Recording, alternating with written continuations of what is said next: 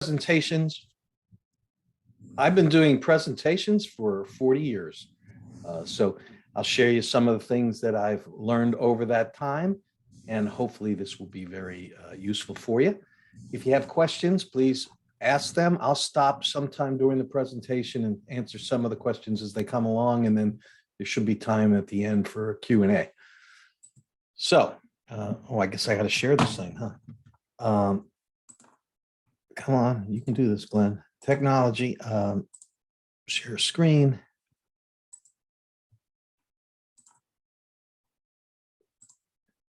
There we go. So today we're going to be talking about designing an effective presentation. But the first thing I want to discuss is, as you're designing presentations, I presume the reason you're doing a presentation is to convince somebody of something or teach them something. And when you do that, I think it's very important that you keep in mind that the human brain is not as logical as you assume it is. That humans make logical, rational decisions in an illogical, irrational way. I'm going to prove that to you. I'm going to ask you for, there's a little hands button. This is difficult to do in a webinar, not in person, but we're going to do a little thing called the trolley problem. But first, before we start with the trolley problem, let's assume that I need a dollar really bad for parking. The machine will only take $1 bill. And I only have a $5 bill. If I was willing to give you, any of you in the audience, my $5 bill in exchange for $1, how many people out there would take it? Now, I've never been in an audience where the number was 0. It's always 100%. I'm going to change that problem up a little bit. We're going to use it now for the classic trolley problem. The trolley problem is when a trolley is on a track and it's heading towards 5 people who are tied to that track. Those people, their lives are in danger. They're goners. Except you, the audience, are next to a switch. And on that switch, if you press it, if you pull it, the trolley will change to an off-side track where only one person is tied up. So you don't know these people, they're anonymous to you. But if you pull that switch, you will save 5 lives. Unfortunately, 1 life will be, we will lose a person. 1 life will be gone. Very similar to the $1 for 5, same mathematical equation, yet how many people will pull that switch? Saving 5 lives, yet causing the death of 1. Typically in an audience, when I do this, it's about 70%, 70 to 80% of the people will pull that switch. Let's change it up a little bit. Same trolley, same track, but now, and same 5 people, but now you, the audience member, are sitting on a bridge. And on that bridge is a person who's large enough that if you push them off the bridge, the trolley will hit them. Unfortunately, they will die, but you will save the life of 5 other people. How many people in the audience would push that person off the bridge? Typically in an audience, the number is somewhere below, it's usually over 20%, but under 28%. We're still talking the same math. It's losing 1, but saving 5. I'm going to go to the most extreme position. You're in a hospital, and in that hospital are 5 people who need 5 different organs, or they're going to die. How many people in the audience will strap that person down with the healthy organs, remove all their organs, in which case they will die, to save the lives of 5? And I am sure that out of the 17 of you out there, not one person is willing to do that. Yet the math in all 4 situations is the same.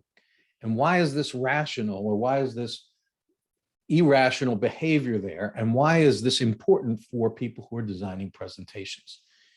What I'd like you to do is keep in mind that the part of our brain, where if you're doing a presentation to move somebody to change their position, you need to understand that the part of the brain that makes decisions is a 2 million-year-old organ, actually a 200 million-year-old organ. The part of our brain that makes decisions is the same part of the brain we share with reptiles, often referred to as the reptilian brain. It's a very simple yes, no, black and white decision maker. Yet it has no ability for language. It has no ability for abstract thinking. And we need to present as close to that organ that doesn't understand language as we can, or else we're playing telephone. If we speak to the neocortex, which is the highly evolved, only human part of the brain, the part of the brain that has only been, this part of the brain has existed for 200,000 years versus 200 million. If we depend on that part of the brain, what we're playing is like that old children's game of telephone. We're asking it to give a message, to pass it through another layer, to pass it through another layer, and sometimes it doesn't come out the way we want it to. I'm going to give you another example of a rational thought, and now I'm going to talk to the elements of a good presentation that moves people to action. One is, I'm going to prove to you a thing about how we fear death. So if you live in the Washington, D.C. area, and if you've ever been on the Beltway, you have experienced traffic. And if you were like I used to be, and you're sitting in traffic, and you're going to be late for a meeting, your blood pressure goes up, you start maybe sweating a little bit, you may bang on the steering wheel, you start getting angry, worried. The feelings that you're having at that time are fight or flight. The body in the animal world, fight or flight is a feeling that our animal brothers and sisters get when they think they're going to die. You're sitting in traffic. You're moving at 3 miles an hour, not 60 miles an hour. You're actually less likely to die right now, yet you're in fight or flight mode. Why is that? I have a theory. Your brain goes like this. Hey, I'm going to miss this appointment. If I miss this appointment, I'm not going to be able to get this sale, or my boss is going to be angry with me. I'm going to lose my job. And if I lose my job, I may never find another job, which means I won't be able to buy food, which means I won't be able to eat, which means I'm going to starve to death, which is the only rational reason why when you're in traffic, you can get to fight or flight mode. If you think about that next time you're in traffic, and think about how irrational that is, I think you'll be able to calm down. But that fear of death is always in us. The next lesson is, without pain, there is no change. So pain, when we're feeling pain, that is a signal to our body that we're gonna die. And humans who would rather stay, any organization would rather not change, because change puts you at risk of death. Humans like to stay sedentary and not move. We need to give people a reason to move. And pain is a very useful reason to move. Another lesson I'd like to give you is, everybody is tuned into a special radio station. That radio station is WIIFM. What's in it for me? Actually, I want to back up. I'm missing a slide here, but when you, if you were in a room full of people and you saw a snake, you would jump away from the snake. Bob, you're not going to worry about Bob, who's sitting next to you, until you jump away, because you're in the what's in it for me mode. Then when you're safe, you might say, hey, Bob, look out for that snake. But we will move first because we're very self-interested. And so when you're doing a presentation and you want to present to people about, and you want to move them to change, you need to always let them know what's in it for them. And now we're going to go to one of the most famous marketing geniuses in the world has ever known, Joseph Stalin. And Joseph Stalin said, when one person dies, it's a tragedy. When a million die, it's a statistic. Now, the reason for that is statistics are abstract thought. The part of our brain that makes decisions, the reptilian brain, does not have a concept of abstract thought, can't get through the abstract. For instance, when we went to when we were talking about the trolley problem, one of the reasons I believe that we were able to pull that switch was the switch was an abstraction. And so we didn't really feel like we were committing murder or involved in the person's death because we pulled a switch and then the person died. When we're on the bridge, pushing that person off the bridge, that's not an abstraction. And do you know what you would call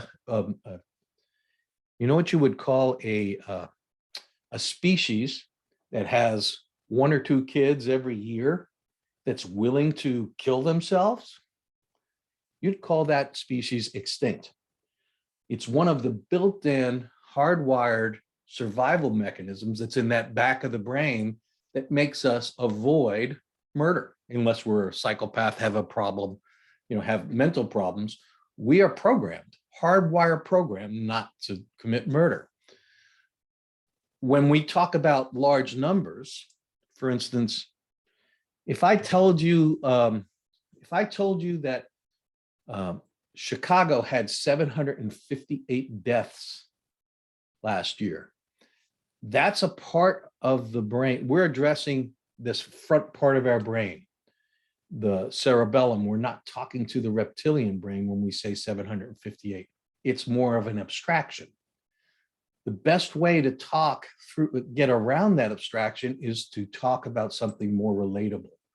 So if I told you that Glen L. Fairley was a young man who had spent a lot of time in trouble as a youth, and at 21 years of age had gotten out of trouble. Matter of fact, he had gotten accepted to college, was about to start college. He was mentoring youth, and he had actually received an award from Magic Johnson for being an excellent mentor. One day he said goodbye to his mother, and he went to a basketball court with some of the kids that he was mentoring. And as he was playing basketball, he was shot dead. And his mother never saw him again. And America is probably worse for it. If I start with that part of the story, not the abstraction, and then I build up from that part of the story to the abstraction and say, there were 758 stories like that in Chicago, I have a much better chance of moving people than just talking about the large number. We've all heard the story about the frog. The frog, if you put a frog in a hot pot, it'll jump out. But if you put a frog in a cold pot of water and turn the heat on so that it moves very slowly, the frog will stay and boil. And the reason for that is because our minds, human minds, are relative engines. We really deal in black and white. We're much better at making choices between A and B. But if I give you a choice between A, B, C, D, and F, it's very hard to choose between those. We're not very good at ranking those things. I'll give you another real life fun example. If you have kids, you might try this with kids. Or you might, if you are a kid, you might try it yourself. If you take a bowl and put hot water in it, let's put that on the left side of the screen, and you take another bowl, put cold water in it, put that on the right side of the screen, and then you fill a middle bowl with room temperature. If you take your both hands, put them in the hot and the cold, when you take them out and put both hands into the room temperature bowl, the hand that was in the hot feels like it's in cold water. The hand that was in cold feels like it was in warm water. They're in the same thing. That's because the mind has a very difficult time. It deals with relative differences very poorly. It's very good on black and white, hot or cold. but not cold, a little less cold, a little less cold, a little warm, warmer, warmest. It needs to see black and white. When we are making presentations or trying to teach somebody something, we need to stress and make it as black and white, a clear delineation. If the choice between staying where we are, which is safe, because I've been here sitting where I am right now for an hour, and you know what? I'm not in pain. I've not died. I know it's safe here. So I'm very willing to stay here. You got to give me a reason to move someplace where I'm not so comfortable and don't feel so safe.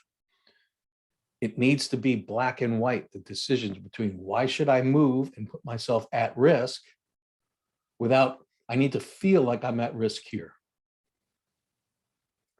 And then a picture tells 1,000 words.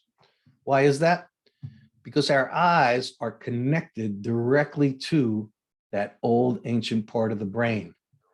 And you know what you would call a species whose mind goes through the 3 lobes of the brain before it gets to the 3 major portions of the brain before it gets to the actual decision maker? Extinct, right? When we see a snake, we jump from the snake before our mind says, oh my God, that's a snake. That's because visual, that part of the brain that makes decisions is visual. While it doesn't understand language or abstractions, it understands what it sees. And that's why a picture tells 1,000 words. And that's why, if you notice in my presentation, it's not just a bunch of words. There's a lot of images to help you remember the points that I'm trying to make. And lastly, let's talk about the 2 pilot brain.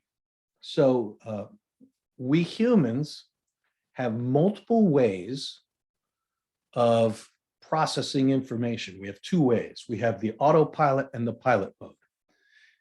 The best way for me to illustrate that is for you to remember back when you first learned to drive a car. I assume there's millennials in the audience. There's a lot of people who don't own cars. My son doesn't drive, he's 31. But if you have ever driven a car, when you first drive,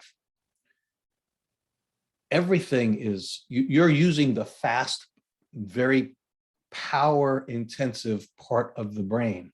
You're saying, geez, am I too close to this car here? Is that car coming at me? Am I going to hit it? You think about everything. But after you've driven for 5 years, 10 years, you now find yourself on a highway and you're using the slow part of the brain until you get to the exit close to where you need to get off. And then your brain wakes up and you start paying attention and driving. But I don't know how many times people have, I don't even know how I got here, because you're using the slow, reactive, muscle memory part of the brain. The brain gets tired. There's brain fatigue. And a study done in Israel proves this out. So Israeli parole judges who go through piles and piles of parole applications, when they first start working on those parole applications, they wake up in the morning, they've had their coffee, they've read, they will approve something like 68% of the parole parole applications. But as time goes on, they start getting less, they start approving fewer and fewer until they go down to 0. So the average that they approve is about 28%. And the reason that is as they start getting tired and their brain starts not analyzing and spending as much time on the analysis part, the old what's in it for me, or what's the risk, or what could happen to me part of our brains kick in. And the judge starts saying, if I let this guy out, he may do something and people are going to blame me. So he gets less analytical and more risk averse and more lazy until he goes to lunch. And then when he goes to lunch, he comes back and he's back up on a high level of approvals. And then as time goes on, his brain gets tired and he moves lower and lower. So if you notice in my presentation, one of the things I've tried to do is I don't have a constant background. It's very visual. It's designed to make it look almost like there are multiple presentations. And the reason for that is to keep your brain engaged, to not make you feel comfortable, not make you go to sleep because you're seeing the same thing over and over again. It's very visual. You'll see there's a lot of imagery, and the imagery is made to make the point of the point I'm trying to give you. But the other reason that it changes so much is to keep you up. So instead of doing one presentation, I'm trying to make it which would the audience, people remember the first thing they hear and the last thing they hear the best. What I'm trying to do is make it so that each slide has a first and last thing, wake you up on each slide. So I don't believe in a constant format for doing presentations. So here are the takeaways from the brain portion of this, why we do what we do when we're creating a presentation.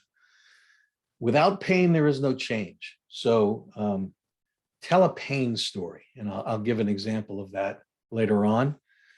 Relativity, make things black and relatable. Make sure the person knows what's in it for them. I'll give an example. Make sure that it is a black and white concrete decision between changing or not changing. Do it as visual, use visuals, give visual aids because that makes it memorable. And keep the brain moving, keep it stimulated, do things to shake it up. And you can do that with slides, you can do that with your voice, you can do that with how you move and hold and stand when you're in front of an audience, which is extremely difficult to do in a webinar. I hate webinars because you only have the images that you put on the screen and your voice cadence and pitch and tone to vary it up. Then the last thing is presentations should be a story. And they should be a story because stories are memorable, whereas a list of slides are not. I don't know how many people have seen the last boring presentation from your professors that didn't tell a story, but I bet you if you saw Star Wars, you remember that story. So what are the elements of a good story? Well, first of all, what's the premise? So you have to have a goal and a premise. I'll go through a presentation where we'll do that, and we'll talk about the premise. But what is the premise? Is it why should people change what they're doing? For instance, if you wanted to convince a group of people to go from a certain programming methodology, an older programming methodology, which is not very flexible, called software programming, by the way, which is not very flexible, called waterfall, and move to agile, which is faster, more efficient, and lends itself well to large groups who are making changes often. The premise behind a presentation to get a company to move from waterfall to agile would be, if we don't move faster, we're going to lose. The competitors are going to, are catching up or beating us. That's the premise. Every good story has characters. Now, characters can be competitors. They can be competitors, customers, boss's boss, team, you. They can also be things. So they can be a concept. So for instance, back to the agile programming or waterfall programming methodologies, those could be characters. Every good story has a protagonist, usually the good guy, gal, the person who moves the story along, and it doesn't have to be a person, it can be a thing.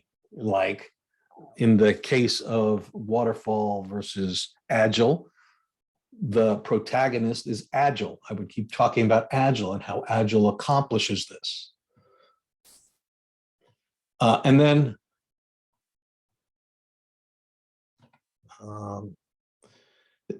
there needs to be, bad slide, there needs to be a villain.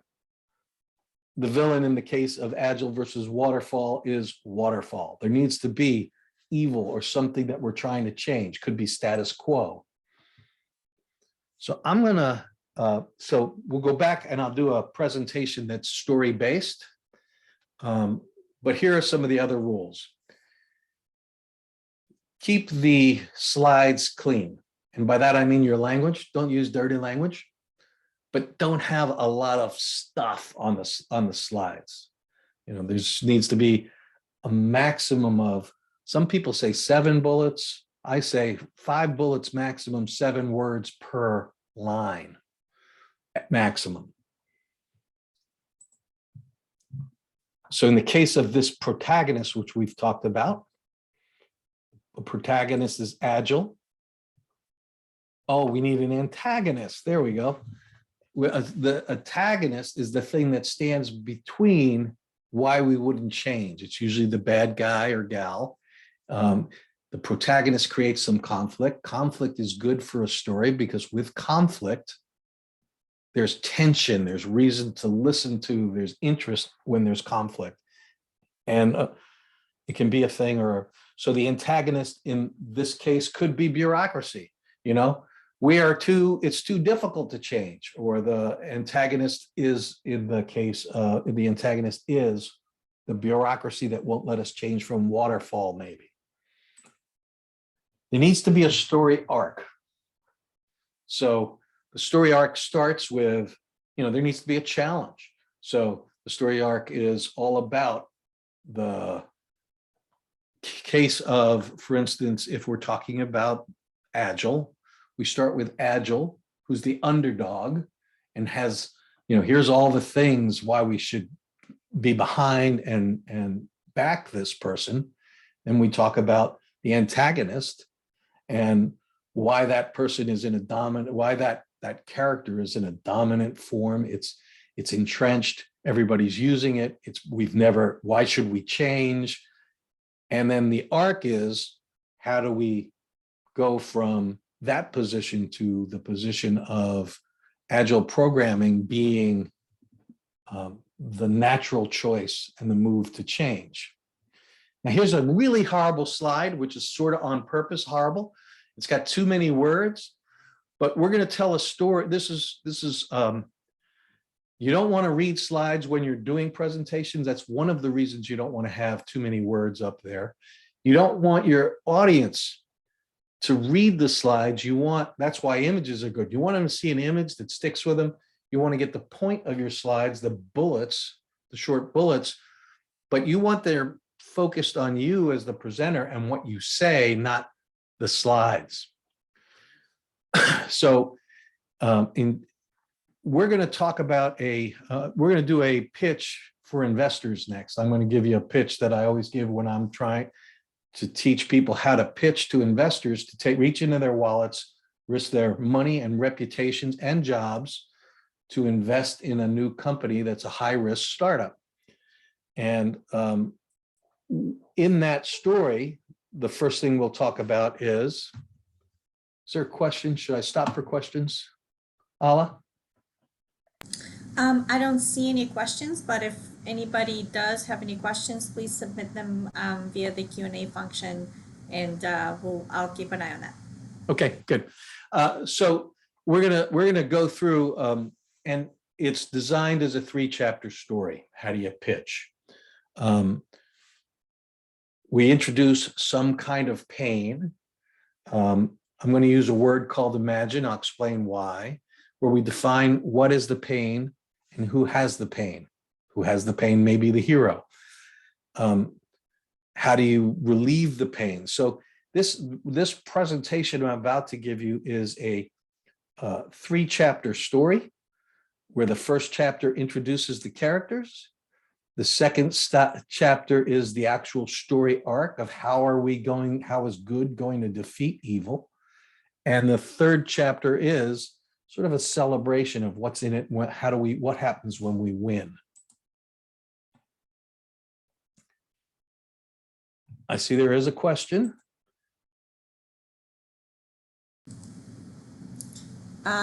Yeah, we do have a question. So only one, how do you balance the storytelling and emotional tangents for people who are inherently distrustful? Okay. So I would say that if you, I don't know if there is a balance. I think you need to pile on the emotional elements and the emotional and rational elements for distrustful people.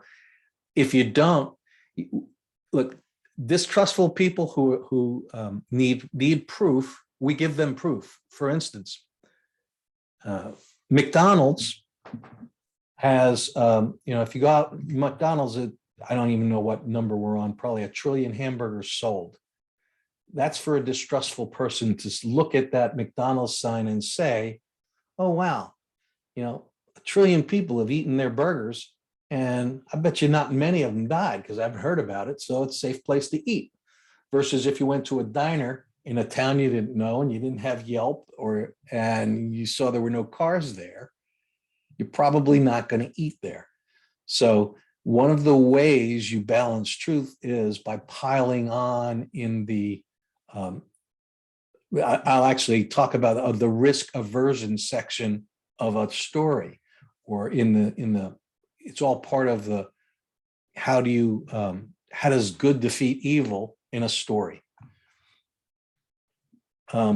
Remember, when you're presenting on 3 levels. Your presence, how you stand, how you speak, the words you use, the clarity and the authority that you use. As the narrator, it is your job to move the story along and not distract from it. The story, does it resonate? And then the design, have you designed it well? Those are the major elements of a good presentation, is to keep those things in mind. And now let's go to a presentation. I've got to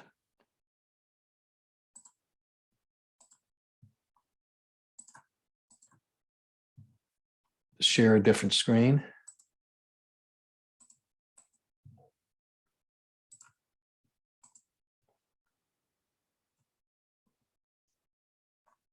Okay. So now I'm going to take a lot of the elements we talked about and try to put it into a sample presentation and tell a story.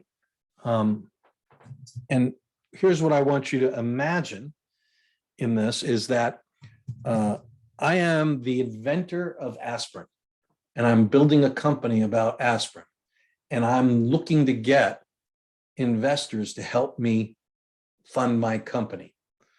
So, ladies and gentlemen, welcome to Aspirin Inc. Imagine you are a working mother. You go to work every day, you've got 2 kids, but you have chronic headaches.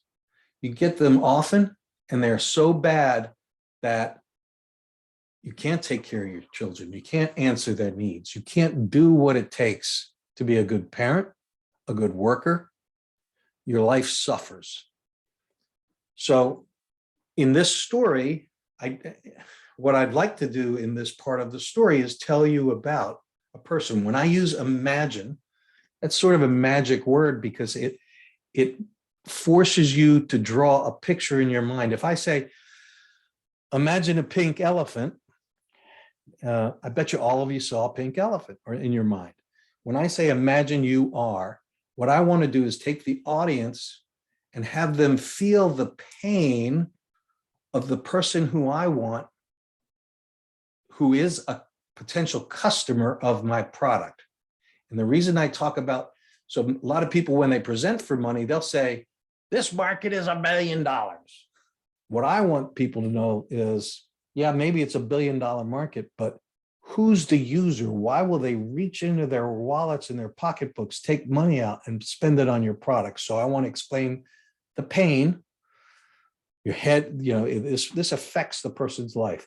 They don't feel like they're a good mother. They don't feel like they're a good team member in their work. And so the other thing I've done is I've talked about the relatable one, but I also mentioned 45 million Americans suffer from chronic headaches.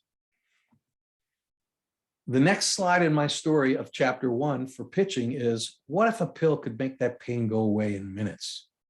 With 90% efficacy, taking 2 pills that cost less than $1, this person can go to work, can pick up their children, can serve their family, take care of their family, be a productive member of the family, and not feel that pain. So those 45 million people, for a few pennies a day, can function normally. This is called the Hurt Rescue. I've tried to make the audience feel the pain, and then I'm letting the audience understand what would happen if they used my product, and convincing them that this product has merit. And now I'm going to try to convince them that there's enough people with that problem that I can sell a lot of this. So that's chapter 1 of my story. Is this is an important problem. It helps a lot of people, and there's a lot of people who would pay money to use this product. I'm going to go into chapter 2 now, which is because here's what's happening in the investor's mind. The investor's a human. The investor's risk averse. The investor's thinking, first thing they think is, well, that chapter 1 was really convincing. It sounded really logical. But how do I know these clowns can execute? How do I know there's no other competitors who are doing the same thing? If I don't invest in this, I'm not going to lose my job. But if I do invest in it and it's a bust, it's a Theranos, I could lose my job. So the next chapter is where we do the story arc, is how are we going to defeat that fear, that risk of giving money? So the first thing I want to talk to them is why my team, why Luke Skywalker and Lando Calrissian and Princess Leia can beat the evil empire. So the next thing I want to do is tell them about my team and why my team is experienced. I'm trying to talk to that distrustful person and de-risk the situation. So I would talk about the quality of the people who are in the company. I would tell them, that I would show them that I have a strategy and a plan to get this aspirin product into stores so that it can get into people's hands, that I understand how to do that. And then I would give them an example of a black and white example of why my product is so much better than the alternatives. Not a gray, they're not gray. It's so much better. So people ask me, this is meant to be humorous to educate people on this. So people say, well, Glenn, aspirin, okay, that cures headaches. Coffee actually does have some restorative processes and so does tea with caffeine. But Glenn, how about the hammer? So what does a hammer have to do with a headache? And what I would say is, if any of you have ever hit yourself in the head multiple times with a hammer, when you stop hitting yourself in the head, it feels so good. But you see, it's not a real serious competitor on this chart. The other thing, so that's the de-risking. That's what I've just tried to tell in this story, in the story arc, is chapter 1, there's a real problem and we've got a solution for it. Chapter 2 is, and this is why we're going to prevail. I've got a great team. I've got a great way of getting it into people's hands. I understand my competition and I know how to beat them, and I know why people are going to prefer my product. And now it's okay. The investor, I presenting to this irrational human. Okay, doesn't sound as risky as I thought it would be.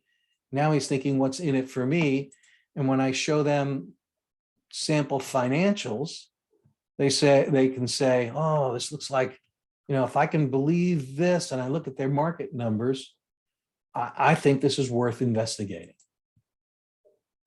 And so I can talk about the money. This is chapter 3. And I can talk about, why we have a target and that they can get a great return on their investment. And that's my story, and I'm sticking to it.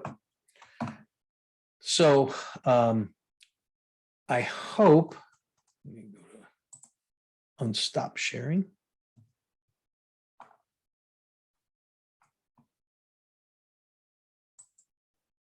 So I hope that was useful, and I hope that was helpful. Does anybody have any questions? Any questions I can answer? And at this point, you can also raise your hand virtually, of course. Click on the raise hand button and I can unmute your mic if you prefer to ask it that way. And while you guys are asking questions, I'd like to thank Glenn. This is very informative as always, and I like the explanation at the beginning of how our mind works and why certain things work and why didn't. So thank you so much. This is fantastic. So here's Well, thank you. Looks like we don't have any questions. That means I either did a really good job or you guys are like the parole judges. Oh, there's a question. Or I was thinking you were like the parole judges who were approving 0 parole applications. So not a question, just somebody was awake. So I have proof that one person was awake during the presentation. And I thank everybody for paying attention. And,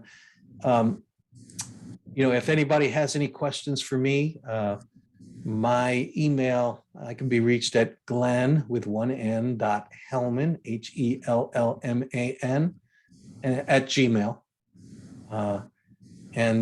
Thanks for your attention. Yeah, thank you so much, and thank you, Glenn, and thank you to those who came and stayed until the very end. Thanks.